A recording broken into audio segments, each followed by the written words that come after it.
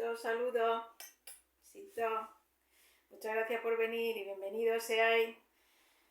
Bueno, espero que os gustara, como digo siempre digo lo mismo. El último que leí, que se titulaba 100 por 1. Bueno, en realidad poco voy a comentar porque está en la misma línea que la anterior. Es una historia diferente, pero la temática es la misma, ¿no? Termina diciendo: no hay caridad perdida, Dios da 100 por 1. Que también es que hicieron una acción noble, como el de los zapatos, socorriendo a un hambriento y luego tuvieron recompensa, ¿no? Que el hambriento encontró una mina, era un indio, y le dijo dónde estaba y se hicieron ricas, ella y su hija. Bueno, se ve que antiguamente pues la gente pasaba hambre, ¿eh?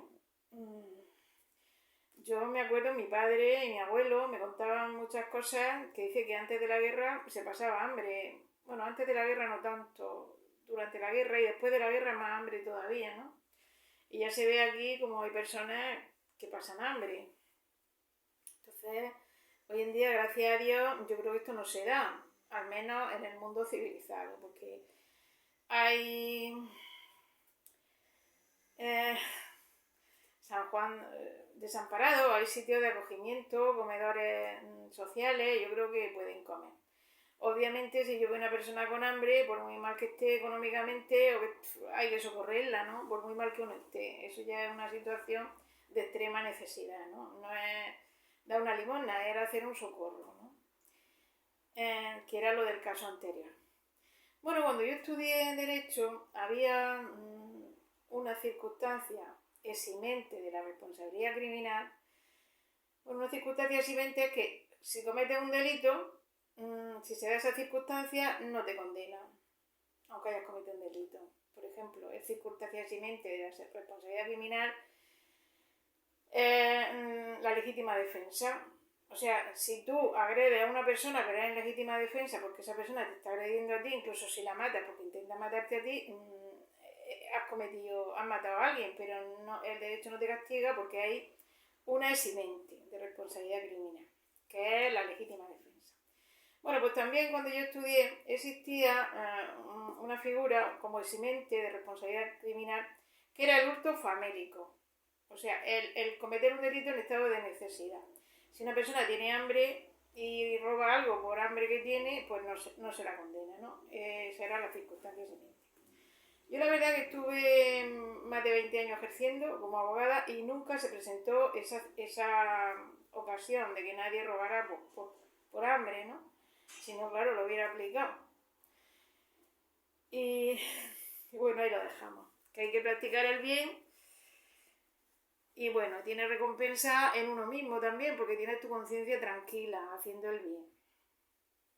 Y el tema lo deja.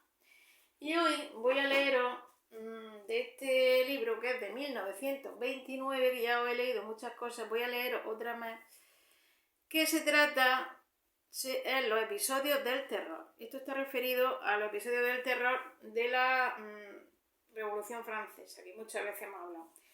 Que hubo un periodo de la Revolución Francesa cuando estaba Robespierre y los jacobinos en el poder, que esos eran muy extremistas y mataban a mucha gente, les cortaban la cabeza, hacían tribunales de estos de honor, simplemente por ser nobles, pertenecer a la nobleza.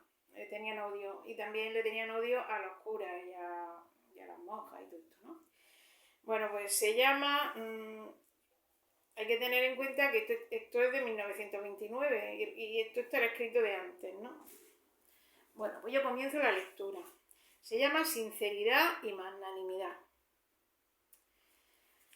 Hace poco más de un siglo estalló en Francia una terrible revolución, durante la cual la gente de noble estirpe fue cruelmente perseguida. Un ilustre nacimiento en aquellos aciagos días equivalía a un crimen irreversible. Y los infelices que no ocultaban con cautela su hidalguía o no abrazaban voluntario destierro, estaban condenados a la pena del cadalso. Uno de estos, el conde de Búger, tenía un hijo de unos 12 años, llamado Alfonsito, en cuya alma había procurado infundir desde muy niño juntamente con los principios de la fe cristiana, los sentimientos de honor y lealtad, que con el culto austero de la verdad y el valor en defenderla y confesarla, a una costa de los mayores peligros, eran el distintivo de su familia y de su noble persona. Por un concurso de circunstancias desfavorables, el infortunado conde no había podido refugiarse a tiempo en tierra extraña, de modo que para evitar la muerte quedábale el único recurso de ocultarse en casa de generosos amigos, que no temían poner en peligro su vida y su libertad para salvarle.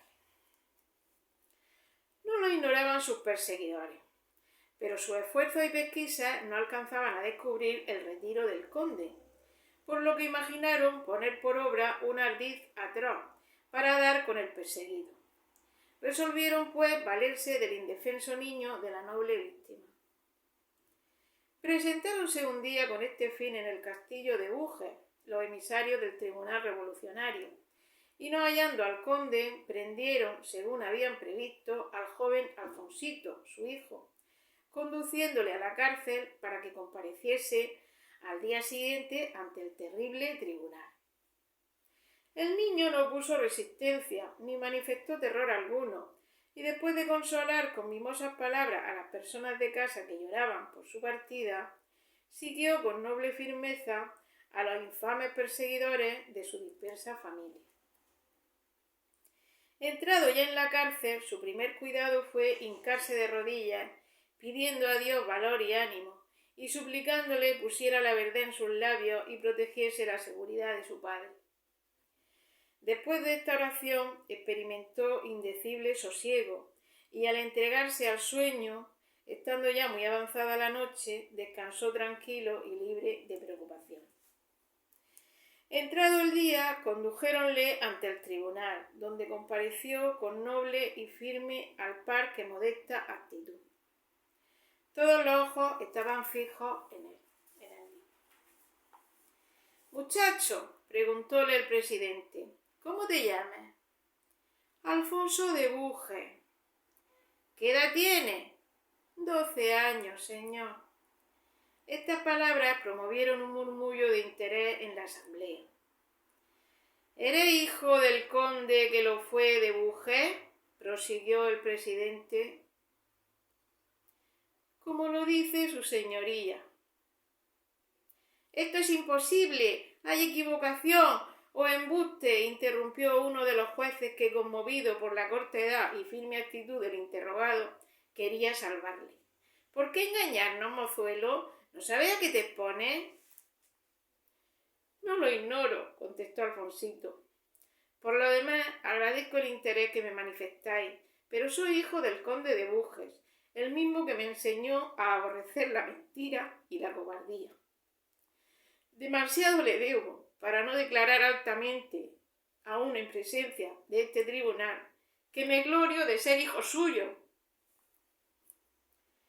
«En tal caso», respondió el presidente, «debes saber dónde está oculto, y tu deber es revelárnoslo». «Mi deber», dijo Alfonsito con toda la indecible dignidad, «era decir la verdad, aun con peligro de mi vida. Y ahora mi deber, el deber de mi conciencia y de mi corazón, es evitar a toda costa hacer traición a mi padre, y por eso os declaro que no me arrancaréis ni una palabra concerniente a él». «Pero ignoras por ventura, imprudente joven, que juegas tu cabeza y que podemos mandarte al cadalso en vez de él». «Podéis hacer conmigo lo que os plazca», contestó el niño. «No temo nada, ya que mi conciencia, gracias a Dios, no ha mentido». Desde el principio de este interrogatorio cundió por toda la asamblea un interés cada vez más creciente en favor del tierno Alfonsito, y llegaba ya al más vivo cariño cuando un hombre, vestido pobremente, abrióse paso a través del apiñado tropel de espectadores, se adelantó hasta la barandilla y cayó en brazos del niño. Era su padre, quien, avisado durante la noche de lo que pasaba, no se resolvió a abandonar a su hijo entre las fieras y despiadadas manos de viles jueces, y merced al disfraz había ido a mezclarse entre los oyentes asistiendo al interrogatorio. A pesar de su infortunio, nunca tal vez experimentara en su vida el conde tan viva felicidad. «Bendito sea Dios», exclamó, estrechando a Alfonsito. «Bendito sea Dios por haberme dado tal hijo. Vengo a entregarme a los que quieren mi muerte, pero me costará menos dejar la vida, ya que veo en ti las virtudes que bastarán en mi ausencia para guiarte por entre los escollos y pruebas de esta mísera tierra». Tan conmovedora escena hizo prorrumpir en llanto a cuantos no tenían huero el corazón de todo sentimiento humano. Alzóse primero un sordo rumor y luego un grito de «¡Salvadlo! ¡Salvadlo!». Algunos de los mismos jueces, movidos a piedad, lograron de los demás sentencia favorable, de modo que el noble conde y su digno hijo quedaron en libertad entre generales aclamaciones. Y aquí dice a modo de broche: la magnanimidad en el proceder y la sinceridad en el obrar son siempre poderosos alicientes que despiertan blandos sentimientos hasta en corazones empedernidos. Y termina diciendo que es un episodio del terror. Bueno, amigos, espero que os haya gustado. Yo me he emocionado, como habéis visto, casi se me saltan las lágrimas y no podía leer. Bueno, besitos, saludos.